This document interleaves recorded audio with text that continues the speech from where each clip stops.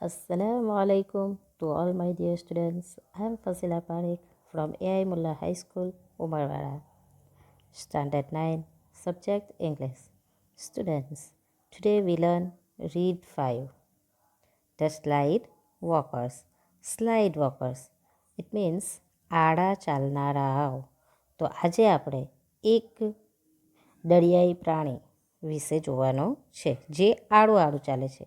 તમને બધાને ખબર જ છે કે એ પ્રાણી કયું છે, પરંતુ આપણે આગળ પાઠમાં જોતા જઈને તમને ખબર પાડીએ કે કયા પ્રાણીની આપણે વાત કરવાની છે. બરાબર? તો ચાલો આપણે આપણા પાઠની શરૂઆત કરીએ. Have you ever been to a seashore? Seashore યાની કે દરિયા કિનારો. Have you ever been to seashore? તમે ક્યારેય દરિયા કિનારે ગયા છો? ગયા છો ને? On the beach. બીચ યાની કે સીસોર, દરિયા કિનારો. બરાબર? On the beach we find different types of creatures. Creatures એટલે કે જીવો, પ્રાણીઓ અલગ અલગ પ્રકારના. બરાબર? દરિયાની અંદર પણ અલગ અલગ પ્રકારના પ્રાણીઓ રહેતા હોય છે. બરાબર? તો આપણે દરિયા કિનારે જઈએ ત્યારે આપણે વિવિધ પ્રકારના પ્રાણીઓ જોઈએ છે, દરિયાઈ પ્રાણીઓ જોઈએ છે ને. Among these, crabs are the most interesting ones. Among the આ બધામાં crabs એટલે કે કડચલો સૌથી વધારે ઇન્ટરેસ્ટિંગ એટલે કે રસપ્રદ જીવ છે. They are of different kinds. તે જુદા જુદા પ્રકારના હોય છે. કડચલાને તમે બધાએ જોયો જ હશે. જોયો છે ને? કેવો કડચલો આવે તે? મેં તો જોયો છે. જોયો છે તમે? જોયો જ હશે મારા હિસાબે. બરાબર? તો કડચલો પણ એક આવતો નથી. કડચલા પણ અલગ અલગ પ્રકારના આવતા હોય છે. હવે તમને ખબર પડી ગઈ કે આપણે કયા પ્રાણી વિશે ભણવાનું છે? સ્લાઇડ વોકર, આડા ચાલનારા યાની કે ક્રેબ્સ. બરાબર? તો કડચલા વિશે આપણે જોવાનું છે. કડચલો જે છે તે આડો ચાલતો હોય છે. બરાબર? ચાલો તો આપણે આગળ જોઈએ. Recall your visit to a સીસોર. What did you see there? તમારી દરિયા કિનારાની મુલાકાત યાદ કરો. What did you see there? તમે ત્યાં શું જોયું હતું? દરિયા કિનારે જ્યારે તમે ગયા ત્યારે તમે ત્યાં શું જોયું હતું તે યાદ કરો. Just as people differ in their personality. જે રીતે લોકો એમના વ્યક્તિત્વથી જુદા પડે છે. પર્સનાલિટી એટલે કે વ્યક્તિત્વતા. બરાબર? તો આપણે બધા જે લોકો છે, લાઈક મેં, તમે, તમારા મમ્મી પપ્પા, મારા મમ્મી પપ્પા, દુનિયાની અંદર જેટલા પણ લોકો છે તે બધા જ પોતાના વ્યક્તિત્વથી જુદા પડે છે. તેવી જ રીતે ક્રેબ્સ આર ડિફરન્ટ ટુ.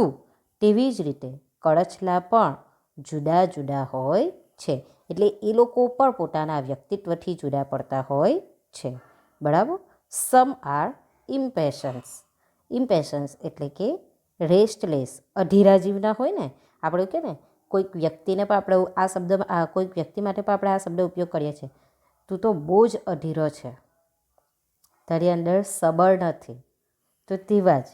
બરાબર? ઇનટોલેરન્ટ એટલે કે not able to resist emotion.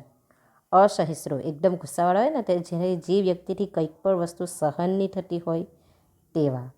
And short tempered એટલે કે નાની નાની વાતોમાં ગુસ્સો આવી જાય તેવા, ચીડિયા થઈ ગયેલા હોય તેવા વ્યક્તિ. Others are lazy. બીજા આળસુ હોય છે. તો જેવી રીતના વ્યક્તિ છે, માણસ, આપણે બધા. બરાબર?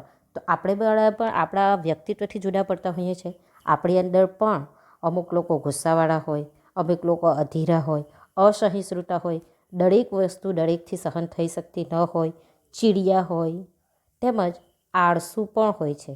તો તેવી જ રીતના સેમ કડચલાની અંદર પણ જુદા જુદા હોય છે. તો અહીંયા આપણને બતાવેલું છે કે કડચલાની અંદર જુદા જુદા કઈ રીતે? તે કે કેટલાક ઇમ્પેશન્સ એટલે કે અધીરા હોય છે, કેટલાક ઇનટોલેરન્ટ એટલે કે અસહિષ્ણુ હોય છે, જેનાથી કંઈ પણ વસ્તુ સહન થઈ શકતું નથી. એન્ડ શોર્ટ ટેમ્પર્ડ, જરા વાતમાં ગુસ્સો આવી જાય તેવા ચીડિયા હોય છે. અધર્સ આર લેઝી, લેઝી એટલે કે આળસુ, બીજા ઘણા આળસુ હોય છે. બરાબર. The green crabs on the shore are of the first type. જો દરિયા કિનારાના લીલા કરચલા પહેલા પ્રકારના છે. ગ્રીન ક્રેબ્સ, ગ્રીન ક્રેબ્સ એટલે કે લીલા કરચલા પહેલા પ્રકારના છે. We need to be careful with them. આપણે તેમનાથી કેરફુલ એટલે કે સાવચેત, આપણે તે કરચલાથી, તેવા કરચલાથી સાવચેત રહેવું જોઈએ.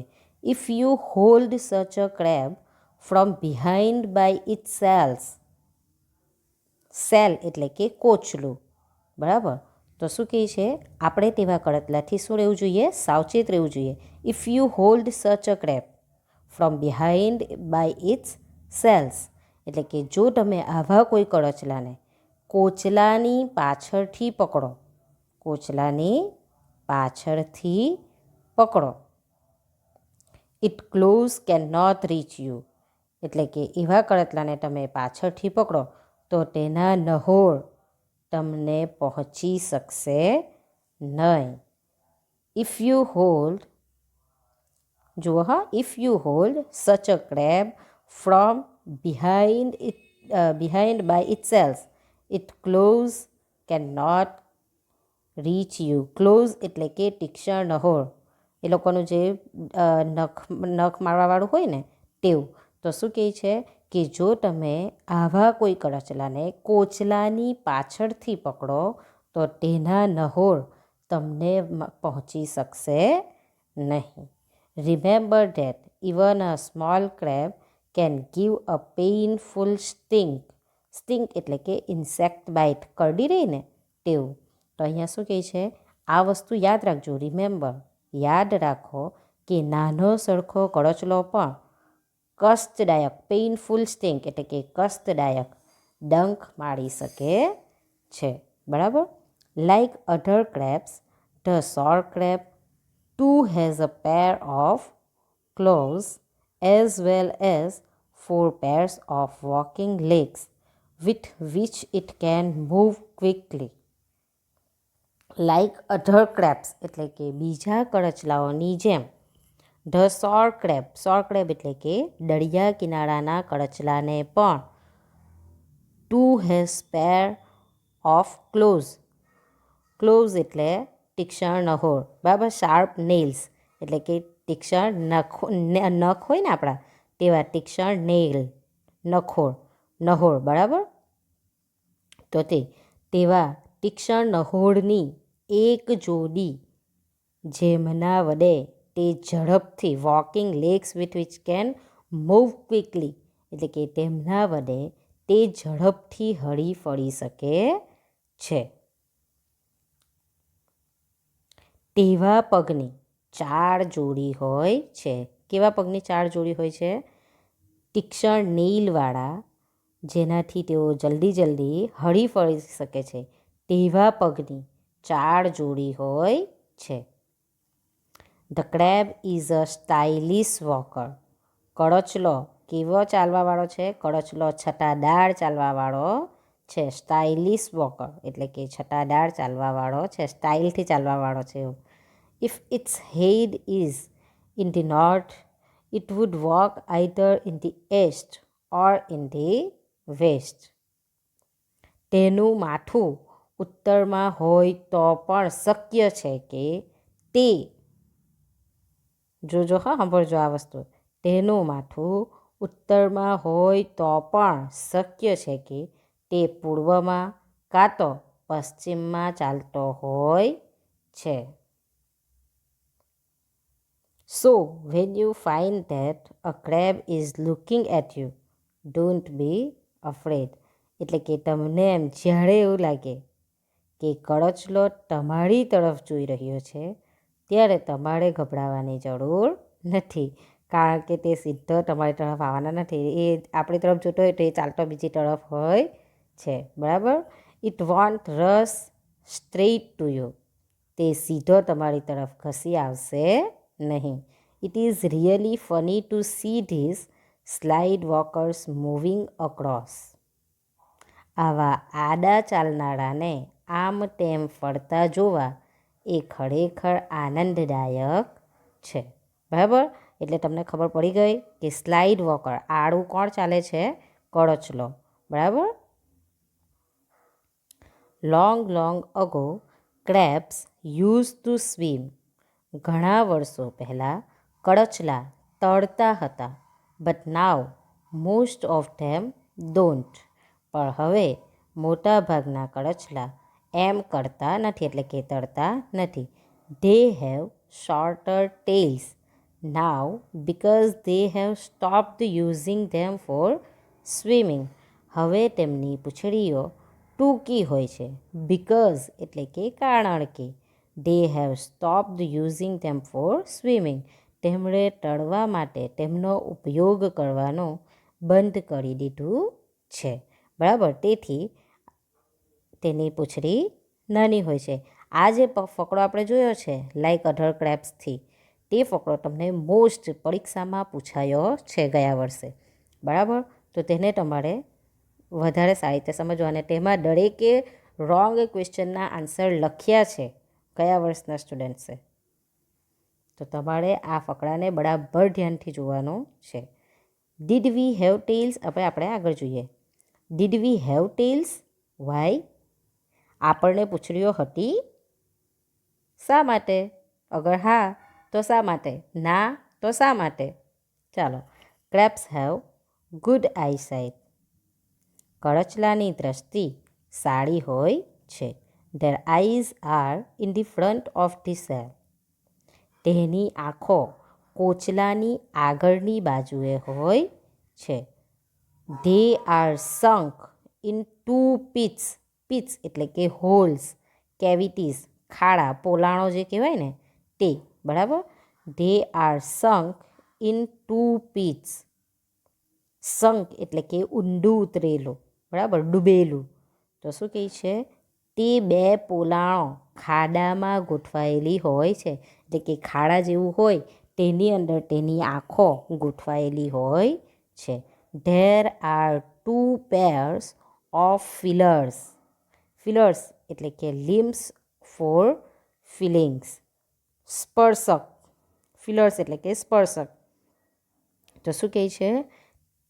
પડખામાં સ્પર્શકોની ટુ પેર્સ ઓફ ફિલર્સ એટલે કે સ્પર્શકોની બે જોડીઓ હોય છે. તેના પડખામાં સ્પર્શકોની બે જોડીઓ હોય છે. બરાબર. The thick shell provides protection. જુઓ, જાડું કોચલું તેનું રક્ષણ આપે છે. એટલે કે કળચલાના ઉપર જે થિક સેલ એટલે કે જાડું કોચલું આવે તે તેને રક્ષણ આપે છે. Do you know that the crab changes its shells? તમને ખબર છે કે કળચલો તેનું કોચલું બદલે છે? તમને ખબર છે આવું કે સાપ પણ એની શું કહેવાય કાચલી બદલે છે? ખબર છે ને? આ તો એટલે કે એના કપડાં ચેન્જ કરે એવું કહેવામાં આવે. એમ આપણે ભાષામાં એવું કહીએ કે એના કપડાં ચેન્જ કરે અને એની કાચલી બદલેલી છે. તો તેવી જ રીતે તમને બધાને ખબર છે કે કળચલો તેનું કોચલું બદલે છે. After some time the shell does not increase in size. અમુક સમય પછી કોચલું કદમાં વધતું નથી. સાઇઝ એટલે ઇન્ક્રીઝ એટલે કે વધવું, એન્ડ સાઇઝ એટલે કે કદમાં વધતું નથી. So when the crab increases in size there is a split in the lower portion of the shell.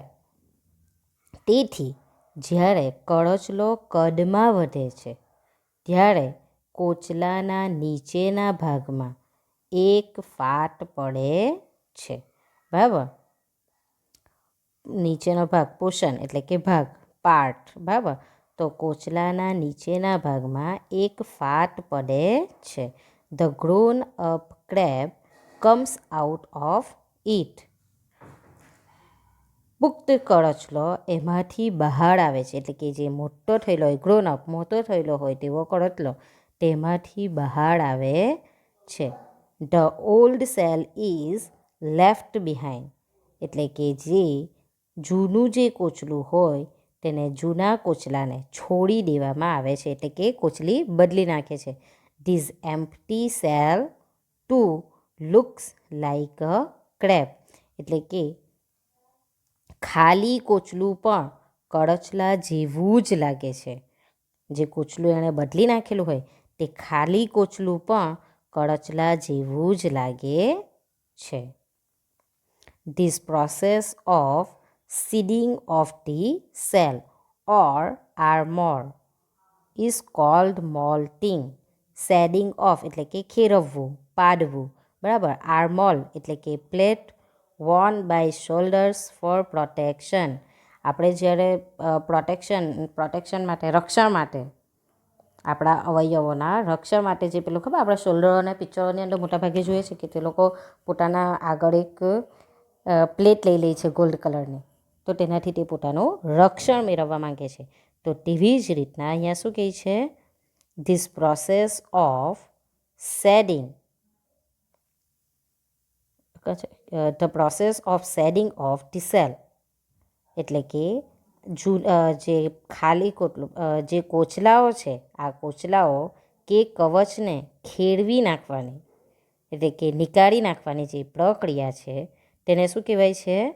Shading of, એટલે કે ખેડવી નાખવું. તેને આર્મોર અથવા તો પછી મોલ્ટિંગ, આ પ્રક્રિયાને શું કહેવામાં આવે છે? મોલ્ટિંગ કહેવાય છે, બરાબર. એટલે કે કોચલું જે કાઢી નાખે છે કળતલો, તો તે જે ખેડવી નાખવાની, બદલી નાખવાની જે પ્રક્રિયા છે તેને શું કહેવાય? મોલ્ટિંગ કહેવાય છે. કોચલા કે કવચને ખેડવી નાખવાની પ્રક્રિયાને મોલ્ટિંગ કહેવાય છે. When the crab is without shell, it has no protection against enemy. જ્યારે કળચલો કોચલા વિનાનો થઈ જાય છે, એટલે કે જ્યારે તેણે કોચલું ખેડવી નાખેલું હોય છે, કાઢી નાખેલું હોય છે, કારણ કે એ મોટો થાય અને કોચલું વધતું નથી, તે નાનું ને નાનું જ રહે, તેથી તેણે કોચલું બદલવું પડે છે, બરાબર.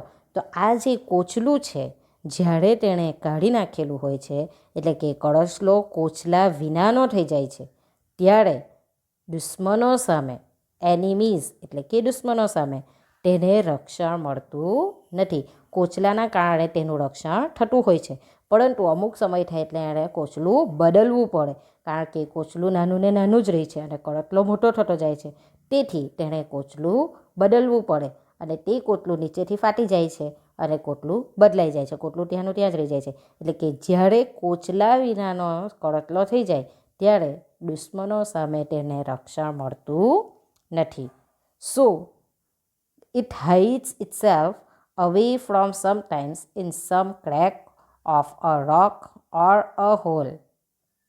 તેથી તે કેટલીક વાર પોતાની જાતને સમ ક્રેક એટલે કે ખડકની તિરાડમાં, રોક ઓર અ હોલ અથવા તો પછી દળમાં છુપાવી દે છે. શું કરવા માટે છુપાવી દે છે? કારણ કે તેનું કોચલું નથી, તેથી તેને કોઈ પણ મારી શકે છે, તેનું રક્ષણ થઈ શકતું નથી. એટલે કે નવું કોચલું જ્યાં સુધી નહીં આવે ત્યાં સુધી તે પોતાની જાતને શું કરે છે? ખડકની તિરાડમાં કે દળમાં છુપાવી દે છે. When the thick protective cover is ready, it comes out. એટલે કે જ્યારે તેનું રક્ષણ માટેનું કઠોર જાડું કવચ તૈયાર થઈ જાય છે, ત્યારબાદ તે પાછું બહાર આવે છે. એટલે કે કળતલો પોતાના સેલ્સ વગર, એટલે કે પોતાના કવચ વગર બહાર રહેતો નથી. વિધાઉટ કવચ તેનું રક્ષણ કોઈ કરી શકતું નથી, દુશ્મન સામે તે પોતાનું રક્ષણ કરી શકતો નથી. તેથી તે ખડકની તિરાડમાં કે દળમાં પોતાની જાતને છુપાવી દે છે. થોડા સમયમાં જ્યારે પાછું તેનું જાડું કવચ તૈયાર થઈ જાય છે, ત્યારબાદ તે બહાર આવે છે. Sometimes crabs even get trapped under stones and are not able to come out. કેટલીક વાર કળચલા પથ્થરોની નીચે પણ ફસાઈ જાય છે. ટ્રેપ્ડ એટલે કે ફસાઈ જવું. અંડર ધી સ્ટોન્સ એટલે કે પથ્થરના નીચે પણ ફસાઈ જાય છે. And are not able to come out અને બહાર આવી શકતા નથી. This happens when they are hiding. આવું ક્યારે થઈ શકે? જ્યારે તેઓ છુપાય છે ત્યારે આવું બનતું હોય છે. Would you have enjoyed your life if you were a crab. શું તમે કરચલા હોત તો તમારા જીવનને માણી શક્યા હોત? Think about it. The crab enjoys burying itself in sand. Crab enjoys burying એટલે કે hiding under something. બરાબર, છુપાવવું કંઈક. તો કે કરચલો રેતીમાં છુપાઈ જવાનો, સેન્ડ એટલે કે રેતી, રેતીમાં છુપાઈ જવાનો આનંદ માણે છે. At this time only its eyes and feelers can be seen. એ વખતે માત્ર તેની આંખો અને ફિલર્સ એટલે કે સ્પર્શકો જ જોઈ શકાય છે. However it is alert to catch small insects passing by. આમ છતાં પોતાની બાજુમાંથી પસાર થતા નાના જંતુઓને પકડવા માટે તે સતર્ક હોય છે. તમે જોયું કે કરચલો જે છે તેની આજુબાજુમાંથી જે પણ નાના જંતુઓ જતા હોય તેને પકડવા માટે તે હંમેશા સતર્ક જ હોય છે. બરાબર, જુઓ અહીંયા તમને આ કરચલાનું પિક્ચર આપેલું છે. બરાબર, આ પિક્ચરના આધારે તમે જોઈ શકો કે કઈ વસ્તુને શું કહેવાશે. બરાબર, જુઓ આ જે છે તેને ક્લોઝ કહેવાશે. શું કહેવાશે? ક્લોઝ. ક્લોઝ એટલે શું? આપણે આગળ જોઈ ગયા, તીક્ષ્ણ નખોડ જે આપણે કહીએ ને તે. બરાબર, પછી આ જે છે, આ જે હોલ જેવું જે છે ને તેને શું કહેવાશે? ફિલર્સ એટલે કે પૂણા. બરાબર, ફિલર્સ સ્પર્શક જે કહે ને તે. બરાબર, ને આ એની આ જે તમને આ એરો પાડીને આખું બતાવેલું છે તે શું છે? એની આંખો, પોલાણોની અંદર જે આંખો હોય તે. બરાબર, આ તો તમને ખબર પડી ગઈ કે એને ક્લોઝ કહેવાશે. અને આ જે છે આ ભાગ તે એનું સેલ્સ એટલે કે કોચલું કહેવાય. બરાબર, અને આ ભાગ જે છે તે તેના પગ કહેવાય કરચલાના. બરાબર, હવે તમે કરચલાની અંદર કઈ વસ્તુ કોને કહેવાય તે આપણે સારી રીતે સમજી લીધી છે. બરાબર, તો આપણો પાઠ જે છે તે અહીંયા પૂર્ણ થઈ ગયો છે. બરાબર, તો આ તમે કરચલાને કઈ રીતે ઓળખશો તે તમે સમજી ગયા છો. બરાબર ને? Thank you students.